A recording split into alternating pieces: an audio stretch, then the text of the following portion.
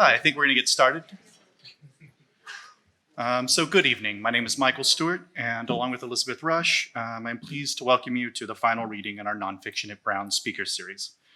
Many people and organizations came together tonight to make this possible, including the Swear Center, the English Department, and our amazing administrative staff, in particular Ellen and Lorraine, without whom really nothing would ever happen. So, you can thank them for everything.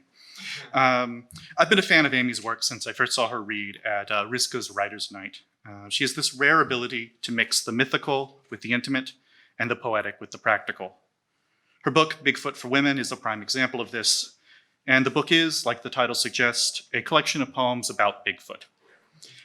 In one interview, Amy explained, the Bigfoot in the book is Bigfoot, but he's also my dad and me, and a stand-in for longing, and a way to think about our relationship to the natural and social world. Or, as Bigfoot himself puts it in the book during a Q&A, I am pretty much anything they pin on me. The book is a bricolage of traditional poetic styles, YouTube links, erasure, typographic play, conspiracy theories, and memoir. Darcy Dinnigan described it perfectly as a kind of enchanted thicket. In some ways, reading the book is what I imagine it is like in Amy's mind. She is a kind of bricolage, herself a poet, a visual artist, a researcher, an editor, and a curator. This tangle of roles is what I think enables her to write a book that is such a pleasure to wander in and to get lost in. When reading it, you find yourself slipping in and out of forms, straying into very odd nooks of the internet. And then, when you least expect it, you catch a glimpse of Bigfoot. Blurry but present, monstrous but all too familiar. I hope you will welcome Amy Pickworth.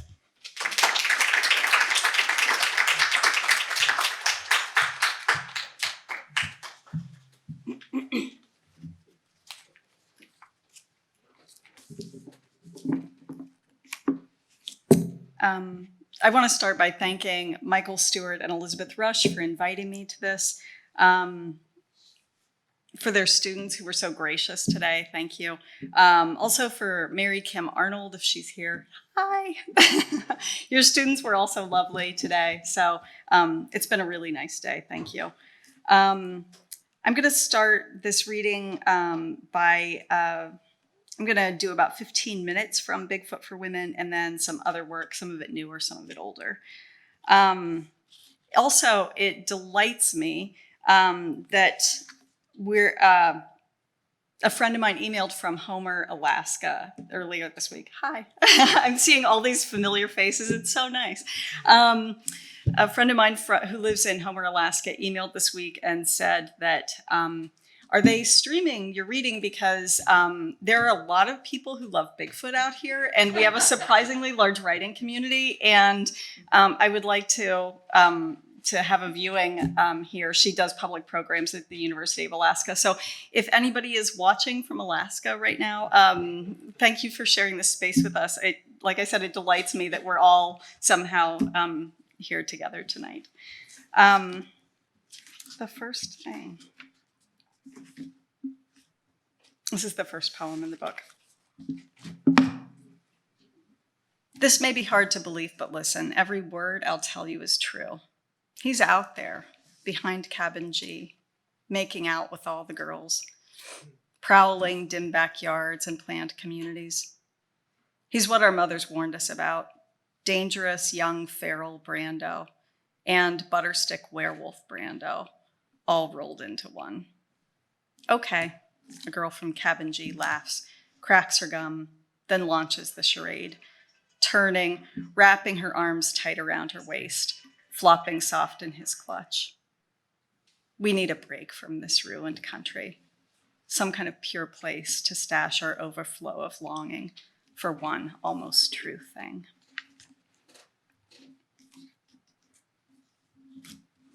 I'm trying to focus on the poems that are, because this is a nonfiction series, and poets tend to lie a lot. I'm trying to focus on the poems that are the ones that are really straight up true. So this one is Wordforword Trill. Just as a bit of background, in the first line here, I mentioned a cryptozoologist. That's a real sort of career track for a limited number of people. And those are people that actually are trying to find mythical creatures. And there are creatures that we thought didn't exist, and then it turned out we did find them. So this is what leads their work. It keeps them going. I wrote to the cryptozoologist a while back and said, what do you think it means that we want Bigfoot to exist? Or put another way, what does it say we believe about what does what we say about Bigfoot say about us? He wrote me back, just buy one of my books. I wrote him back. I said, I did, but you don't talk about any of this. Why is it that we want Bigfoot to exist? This marked the end of our correspondence.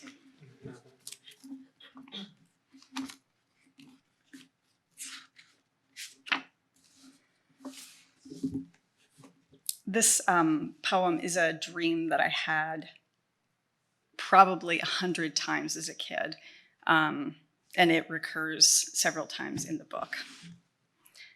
Okay, so this is how it always goes. The you at the table is you. You are 8. You are also your mother, who is 38. The table, the indoor-outdoor carpet stamped with a print resembling something like linoleum or stained glass. You are the faucet and the sink wiped clean, and the old wooden cabinet blocked closed by the installation of the newer plastic cabinet. You are also, on the other side of the sink, this cabinet's twin, which once briefly housed a rat dopey with poison. You are the window and the 3 stairs, which creak, each sloping slightly into the center like a depressed tongue. You lead to the back door. You are the back door, and you are Bigfoot, who walks past the window you, through the door you, and picks up your mother you. The Bigfoot who carries her into the backyard, past the slack tetherball you, the blooming peony yews, and across the open field you. Bigfoot then disappears into the woods that are also you.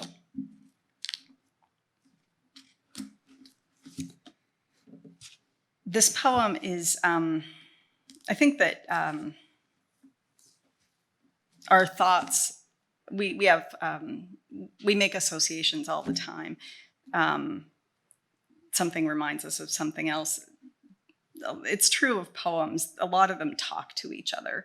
And a lot of the poems in this book are talking to other poems, and those references are revealed through links, internet links that are listed. This one in particular refers to Keats' Ode to a Nightingale, but I've recast it so that the speaker in this poem isn't a sort of upper class English guy living in the early 19th century. This is a man now in the Midwest who is talking to you from, who knows what a tree stand is here?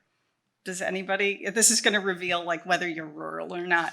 It's a good read. Thank you. A tree stand is what you climb up into during deer hunting season. It's what you watch the forest from up above and you wait. So this is called Darkling, I Listen. My chest hurts and it's fucking cold out here, but I like it. I've spent hours waiting, years, but I've never seen a Bigfoot. I keep listening though. Keep my eyes open. It's lonely and I can't feel my feet, but I'm happy thinking he might be here too. You know, my hair went white up in this tree. 20 years of dressing to match the leaves. You hear that bird? Cardinal calling his wife. Listen, now she's calling him back. God, I could use a beer. I miss drinking. 8 years sober, but I still remember how it tasted. Like cold summer sunshine, like baseball playoffs with you in the lead. What I wouldn't give for a beer sometimes. Christ, for a 6-pack, that soft, warm fade out. Fade out's the problem, though. I don't remember a lot, and what I do is unhappy. Little kids cry all the time. So I'd go to the bar and watch men drink till they're numb, then feel bad they've pissed it all away. Meanwhile, my wife lost weight, went back to work. My kids watched too much TV, lost their fear of the stove, made their own grilled cheese and soup, microwaved their own chicken nugget things. Then one bright blue winter day, my wife said she'd fallen in love with somebody else. Yeah, if I ever found a Bigfoot, then I might just have to run right off with him. Wouldn't that be something? Flowers blooming all around me and my buddy Bigfoot. We'd know each tree, the plants that you can eat, hiking days along cool, ferny creek beds, making camp every night, the stars glinting up around us like little fairy lights. We've lost all our light now, and I can't see a goddamn thing, but that wind smells like snow. Too cold for rain. Darkling, I listen, and listening can hear almost everything. All the ancient groans of barns going down, stripped of their boards that'll be sold to contractors who get paid extra to make new buildings look old. I hear the farmer's granddaughter vacuum the carpet after today's funeral. They'll be putting his field on the market. We'll sell it to a different contractor. We'll dig 20 holes and drop a cheap house on top of every one. Makes me sad. Sad. That word. I'm fucking sick of sad. Like I'm the last one of something. Hell yes, I'm mad. At them, at those birds I can't name. Stand up for yourself, tree. I have grown tired of watching these people walk all over you, delicate grasses. I remember running through the grass, growl of the tractor calling us, running fast to avoid the snakes, finally reaching open fields, bare feet pressing deep down in the warm, fresh dirt. Stand still and you could feel the dirt warming your blood, and this warm blood traveling up your legs. We were looking for arrowheads turned over by the plow.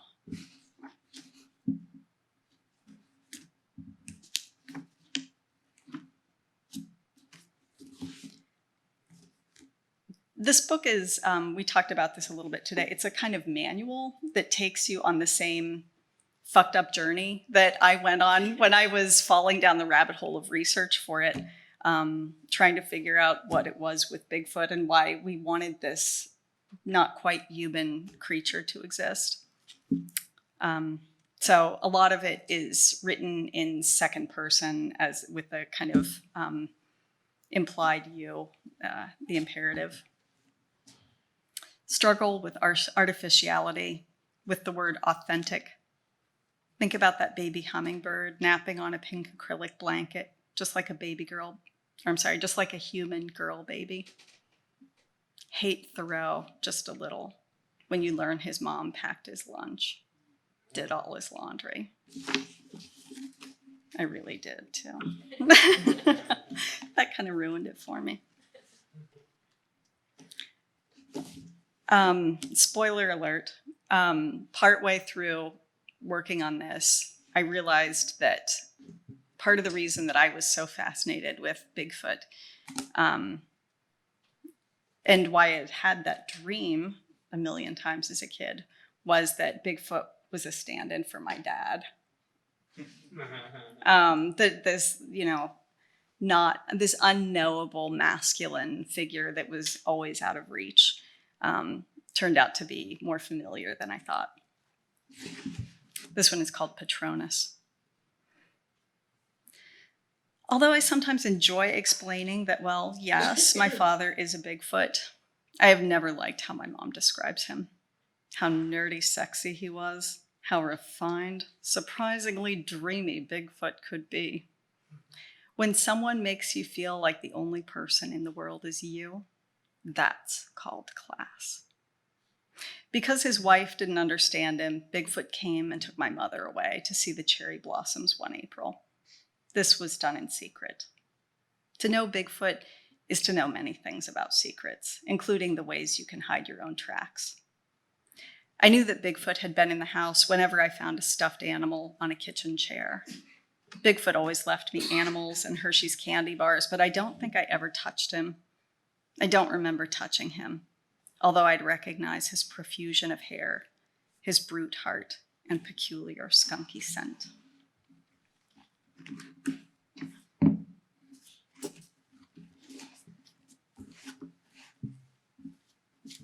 Track 6. Cut off what's left of your perm. Study up on the ways you can tie a scarf, on how to bone a fish at the table. Buy a thrift store coat with a fox collar. tell one boy in the darkness that penises are the same kind of soft as horses' noses. You have stolen this line from Esther Williams. Do a lot of things in fear. Wish later you had done more.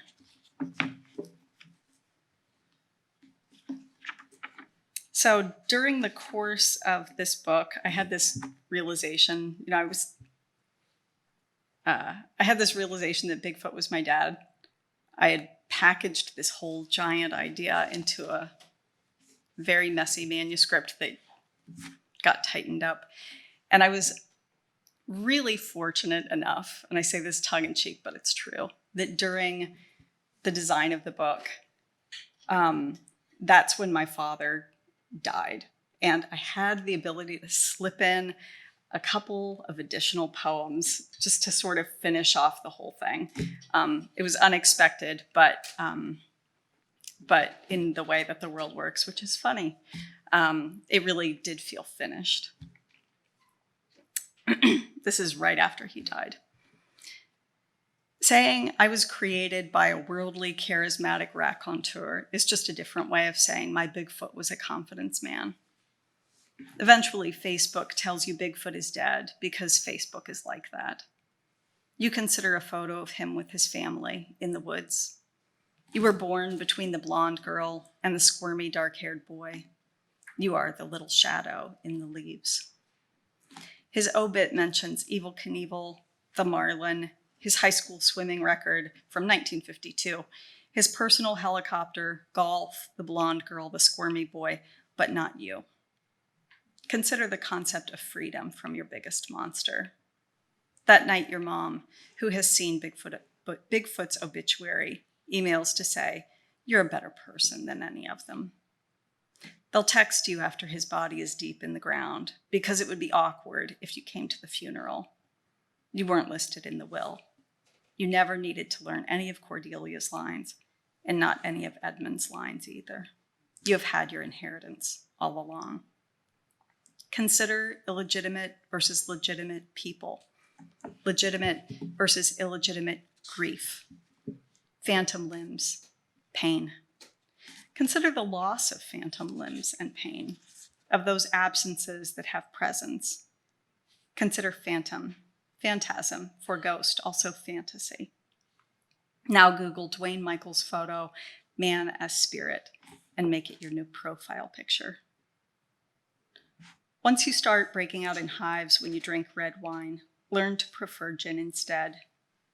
Buy a bird feeder, and relying on things you learned 20 years ago from a boyfriend who is avoiding his thesis, teach your kids to recognize common birds. Become a beekeeper. Go to the forest and listen and realize there is no good reception. You'll need to wait maybe a long time if you want answers. When a red fox walks into your shins, ask for forgiveness in an English accent. You hope this somehow conveys your respect.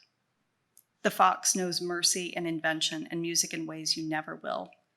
But while his life is pretty good, it's not worth 1,000 of yours. Foxes tell good stories, but they exaggerate. Admire his fine face, his sharp coat, back away in deference. As he trots west, nosing the pond's dark edge, look to the chickadee gripping your thumb, eating seeds out of the palm of your hand.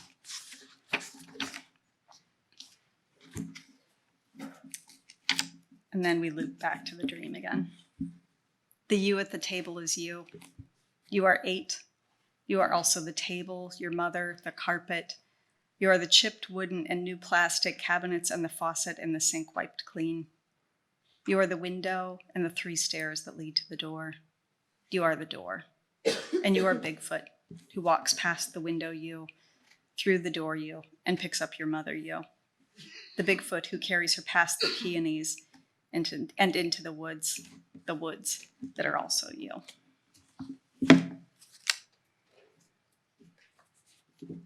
So switching gears a little bit. So yeah, I was wondering, I assume that the reason that I've been asked to the nonfiction series at Brown is because I lie less in my poems than some other people do. But I'm delighted to get to represent poetry here tonight. When Michael and I met the first time, it was at a RISCA reading. We were both fellows. This was last year. And somebody asked today in a class that I was in if I ever wrote prose, and I very rarely do, but I will read a piece that I read that night that is prose. This ran in the local paper in the Providence Journal. Tina Kane, our poet laureate, some of you know her, she's incredibly generous. And if you're in the writing community here very long, or in the poetry community specifically, you will definitely get to know her. And she has a column in Prose, the poet laureate always does, but she always offers that space up to other writers, which is, an indication of her generosity. And this is a piece I wrote then. They say a picture's worth 1,000 words, and I've been given 750 words, so I'll try to give you 3/4 of a picture. You can fill in the last quarter. You are good at that. My husband remembers that one of his high school teachers once held up a quarter and said to the class that if they learned everything there is to know about it, they would know everything there is to know. I find a quarter. It dates to 1993. If I could learn everything about it, I'd understand chemistry and how the universe is knitted together. If I could trace where it's been, I would know the lives of people who, over the last 24 years, have handed it to grocery store clerks, to barbers, who have loaded it into gumball machines, jukeboxes, laundromat dryers, who have scratched lottery tickets and played drinking games with it. I'd know the bookkeeper who saved it for 2 years in a jar on her dresser, and when she got too sick to work, her daughter rolled all her change, but it wasn't enough for 1 bottle of medication. How the quarter, freed again, landed in the pocket of a tourist who tossed it into a fountain. Then an old man fished it out in the dark to buy a McDonald's cheeseburger. That its silver was mined by a Tlingit man who died in poverty on lands his people have inhabited for thousands of years. And that silver was hauled to the mint in Denver by a Mexican-American truck driver whose wife worked changing diapers in a nursing home. And so, by extension, I'd learn about metallurgy and combustible engines and the price of gas and the cost of oil, and how striking laborers gave us the weekend, and that, of course, Native people are still here, and immigrants have always done the hardest, loneliest work. I would be reminded that almost every American is part immigrant, even the ones whose ancestors arrived on the Mayflower, religious extremists England was happy to be rid of. We almost all come from somewhere that isn't here. Where are you reading this? In your kitchen? Coffee beside you? On the computer in the guest room? On your phone as you wait for the mechanic to finish up? You should ask him to look at your tires. Do they have enough tread for the winter? If I knew everything about this quarter, I would know who gets portraits and why, about Roman coins and the bronzes of African kings, about the pursuit of beauty, and possibly truth, but definitely beauty, which is often but not always linked to vanity and power and money. I would learn a lot by following the money. Speaking of following the money, if you find a $20 bill with Harriet Tubman written in ballpoint pen over Andrew Jackson's face, my friend N did that. If you see Harriet Tubman stamped in black ink, my friend C did that. They have grown tired of waiting. I would know all about George Washington. Washington, the military strategist. Washington, the son of a famously difficult mother. Washington, the politician who assured the Jews in Newport, quoting the Bible, "Everyone shall sit in safety under his own vine and fig tree, and there shall be none to make him afraid," adding, "For happily the government of the United States gives to bigotry no sanction, to persecution no assistance." Washington, who probably didn't chop down a cherry tree, who didn't wear wooden teeth, but who did tally people as property in ledger books. Washington, who had healthy teeth pulled from their mouths so he could use them in his own dentures. I am trying to write you 3/4 of a picture when 1/4 is everything. It's a little like William Blake, that world in a grain of sand thing my husband says when I ask him to tell me again what his teacher said in 1985. It might not have been a quarter that he held up, he adds. And now I know how memory works. It's 2017, and we are in our house, built where there was once a farm that hosted French soldiers during the Revolutionary War. They say in the 1840s, you could still see the divots in the ground from their tent spikes. It's Saturday morning, my brother's birthday, Yom Kippur, the Day of Atonement. Soon the president will tweet from a golf course about the national anthem. Maple leaves are dropping with the rain, and on the radio, the mayor of San Juan is pleading for help.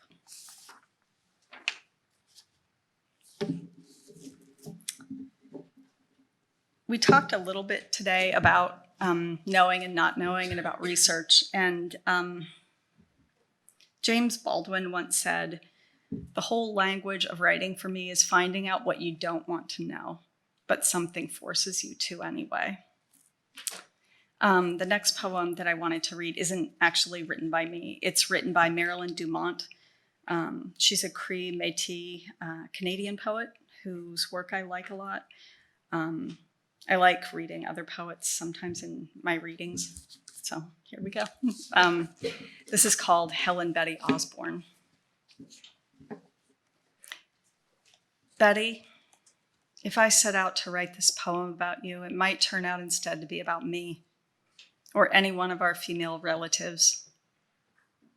It might turn out to be about this young Native girl growing up in rural Alberta in a town with fewer Indians than ideas about Indians, in a town just south of the Aryan Nations. It might turn out to be about Anime Aquash, Donald Marshall, Richard Cardinal.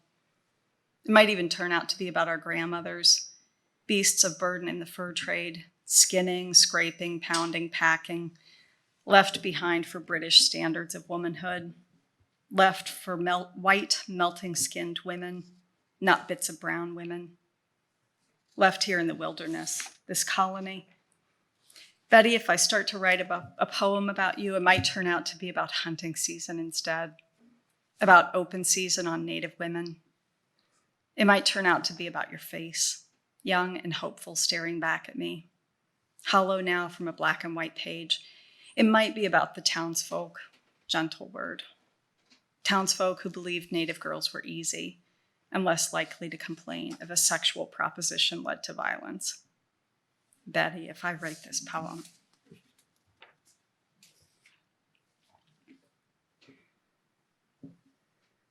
Again, back to research, because we talked about it a bunch today. When I started work on this, I just ran across this phrase, Impalement Arts. And it was just so good and so weird. It includes anything that like penetrates the body, that could be a sport or not. It's throwing knives at people for entertainment. It's shooting at targets. It's all kinds of scary things, the Impalement Arts. It's fencing too. This is called Impalement Arts. Who knew? It's not the bullet that kills you. It's the hole, it's the hole, it's the hole. Laurie Anderson. 1. Pressed against the temporary wall, blinded by footlights and sequins, snare, drum, thrumming, 10 knives 3 times a day. 2. The Princess of Abele was praised throughout Spain for her beauty, despite having lost her eye in a mock duel with a page. Her face, in every portrait, is a piece of ripe fruit. The eye patch is simple, black. 3. The bowstring is released, the arrow is sent into the darkness, monofilament spooling out in silver loops between the twin towers. Roofs swept by maraschino lights out of sync, warning away stray airplanes. Young men rig cable in secret. I dream about those lights all the time, says Jean-Louis. 4. Whoosh thunk, sometimes a blade pins the hem of my skirt. Whoosh thunk, a pair precisely measures the width of my head. 5. Sometimes whoosh thunk, a lock of hair drops. 6. William Burroughs misses the glass, shooting Joan's head instead. She was 28. One of her children was also his. He writes in Queer, "The death of Joan brought me into contact with the invader, the ugly spirit." 7. From the Pall Mall Gazette, August 23rd, 1892, quote, "No small sensation appears to have been made by the report of a duel between two ladies of high Austrian nobility. The Princess Pauline Metternich, the honorary president of the Vienna Musical and Theatrical Exhibition, and the Countess Kilmansegg, the wife of the Statthalter of Lower Austria and the president of the Ladies' Committee of the exhibition, had a fearful quarrel over some arrangements at the exhibition. The affair was regarded as so serious that it could only be settled by blood. The duel was fought with rapiers. At the third round, the princess was slightly wounded on the nose and the countess on the arm." End of quote. Their wounds were attended to by Baroness Lubinska, a Polish lady who had studied medicine and obtained a doctor's degree, whom they'd prudently sent for from Warsaw to attend the duel. The account fails to mention that the Baroness was familiar with war injuries and knew that infection is likely if fabric is introduced into a puncture wound. For this reason, she advised that the women strip to the waist before the duel, which they did. The account also neglects to clarify that they were fighting about flower arrangements. 8. Sometimes a row of whoosh thunk beads clatters to the floor. Knives always quiver longer than you think. 9. John Wilkes Booth writes, "Wet, cold, starving, with every man's hand against me, I am here in despair." And why? For doing what Brutus was honored for, what made Tell a hero. 10. Verdi has Princess Abeille sing about veiled women, about misunderstandings created by love. It's her love that will destroy Don Carlo. She curses her beauty. Meanwhile, there's a parade, a burning of the heretics. The Grand Inquisitor is watching. There will be no peace. We know this, in Spain or France or Flanders.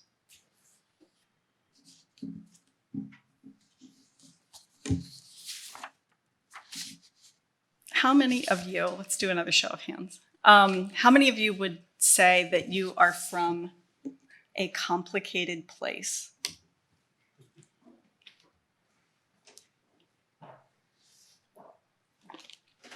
It's a lot. I think making sense of our past is really hard, but I do think maybe some places are more complicated than others. I feel like the place I'm from is complicated too. This is maybe the shortest version of everything that I ever write about Ohio. It's 4 lines. Hastily composed and written with a pencil on the spot. 32 years have passed since I lived here. If you find the catalpa beautiful, Elizabeth says, you don't understand the problem. This is a slightly longer version of everything I write about Ohio. I've been looking at a lot of plot maps and how people shift around in the same place over several generations. And so there's a weird kind of play that's happening with abutments in the lines here. Every place is a pentimento, but this place may be more than most. The past inelegantly inserted into the present tense, each stubbly field revealing the direction from which it was cut. Look how the path curves where a tree once was. Rows of semis where the lush orchard used to be, planted by a man who bought his own life and his wife's life too. The field gone fallow still holds the line of the plow.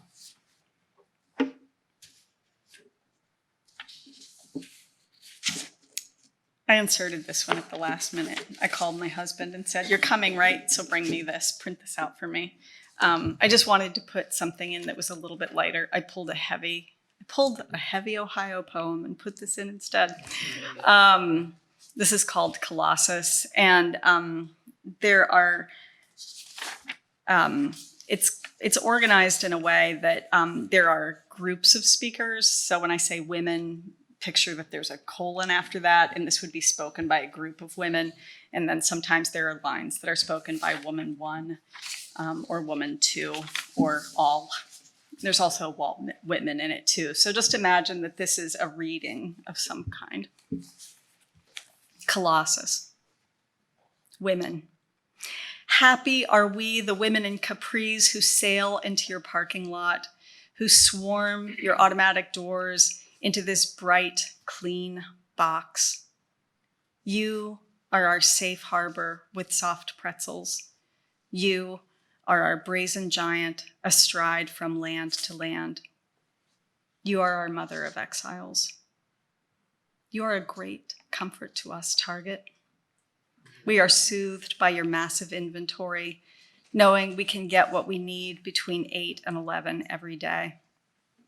We peruse your manifold objects, cheap and well-designed, nearly every one of them good. We tie our necks with these $8 scarves. Your dollar bins convince us there is no poverty. Your highways are wide, open, accommodating these big red carts, each with one fucked up wheel. Our immigrant grandmothers sailing from Cork, Bremerhaven, Liverpool, Palermo, leaning hard on the rail, had but one beacon of hope, while we have thousands crossing shore from shore. Woman one. They couldn't have dreamt of such riches for us. Chocolate fountains in aisle 17, tonics to cure cholera, syphilis, gout, melancholy. Women. We can buy dresses for less than an hour's wages. We can sleep on beds filled with air. We can drink wine poured from shiny paper boxes into cups we use once and throw away. Woman two. I know the Spirit of God is the sister of my own, and we are one yearning, obedient mass, arms laden with tampons, children's Tylenol, 3-ring binders, considering the dog toys on a Thursday night when the manager shouts his yop into the PA, calling us all to a clerk and a numbered register where, clutching our goods, we wait. Walt Whitman. What has become of the women and children? What has become of the young and old men? All. We're right here in Target, singing what belongs to each of us and no one else.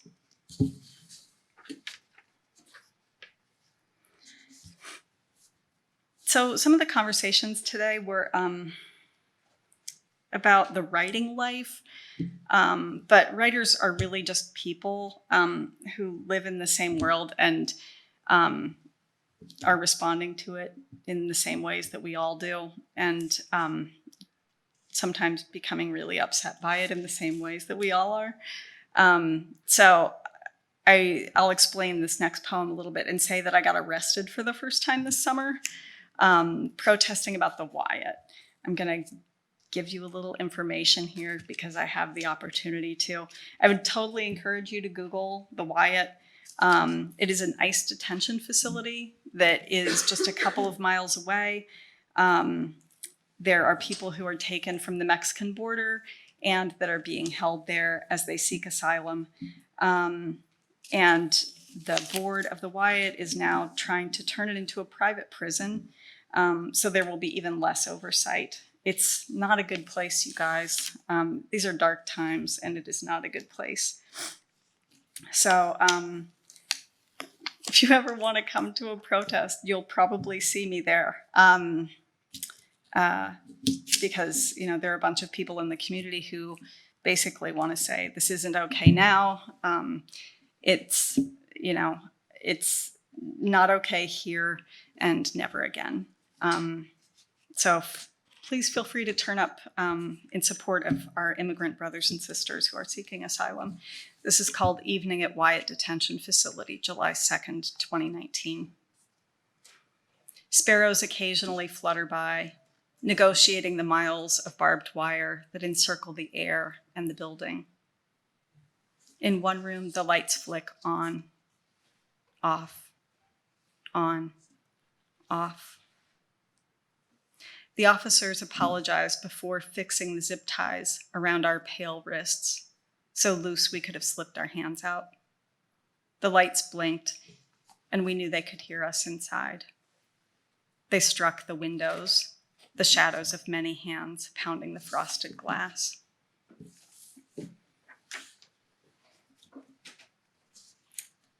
In that same kind of vein, there are just two more poems tonight. This one is not by me. This is by Martin Espada. It's a poem that I have read a number of times recently, and I just want to say it out loud tonight because I think it's a good thing to speak into the air. Imagine the angels of bread. This is the year that squatters evict landlords, gazing like admirals from the rail of the roof deck or levitating hands in praise of steam in the shower. This is the year that shawled refugees deport judges who stare at the floor and their swollen feet as files are stamped with their destination. This is the year that police revolvers, stove hot, blister the fingers of raging cops, and nightsticks splinter in their palms. This is the year that dark-skinned men, lynched a century ago, returned to sip coffee quietly with the apologizing descendants of their executioners.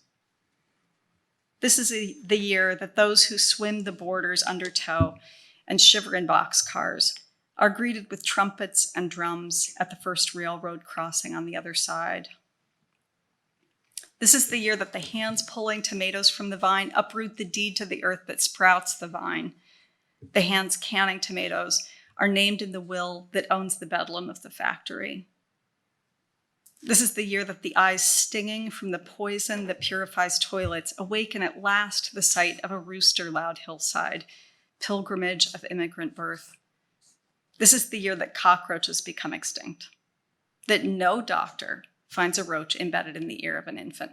This is the year that food stamps of adolescent mothers are auctioned like gold doubloons, and no coin is given to buy machetes for the next bouquet of severed heads in coffee plantation country. If the abolition of slave manacles began as a vision of hands without manacles, then this is the year. If the shutdown of extermination camps began as the imagination of a land without barbed wire or a crematorium, this is the year. If every rebellion begins with the idea that conquerors on horseback are not many-legged gods, that they too drown if plunged into a river, then this is the year. So may every humiliated mouth, teeth like desecrated headstones, fill with the angels of bread. This is the last one.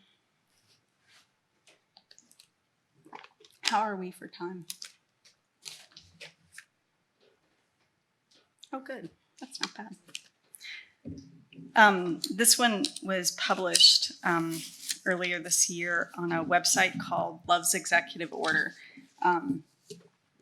And it's a kind of online journal that does a poem every week of the Trump presidency.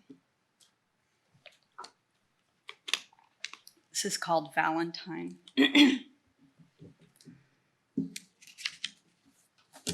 really is, before I finish this, I will say it's really nice to have such a nice group of people here. Thank you for hosting me so nicely today and for turning out tonight in the dark and the cold. It's awful out there, so you guys are champs. Thanks.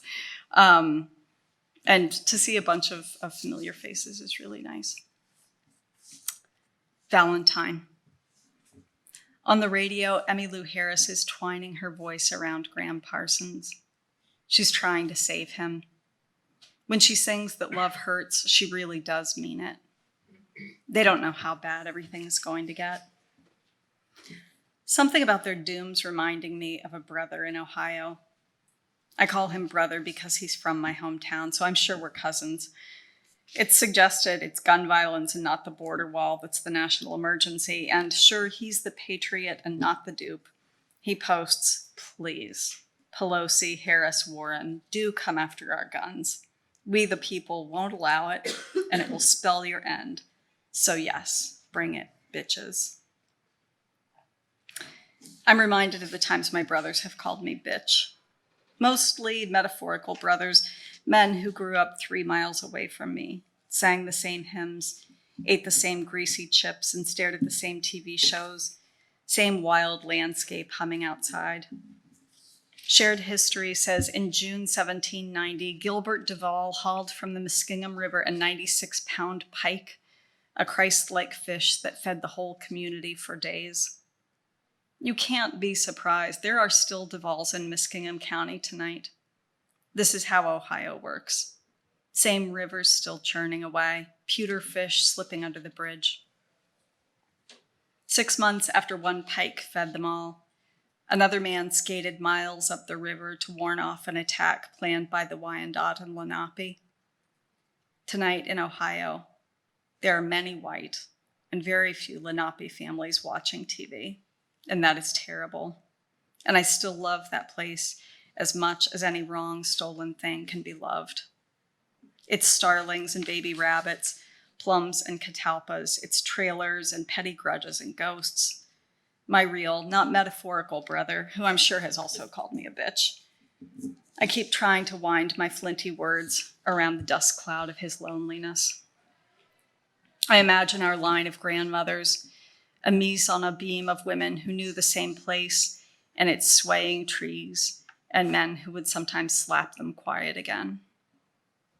In 1884, they lit the coal cars on fire for spite and shoved them back, burning into the depths, baking the earth so hot the water boiled in the wells. No kidding.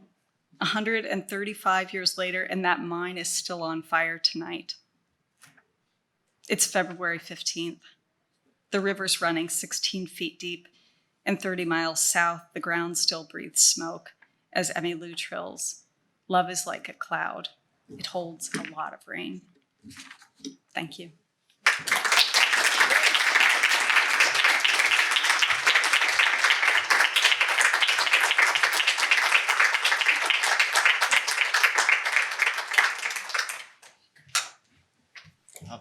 Thank you all very much for coming out.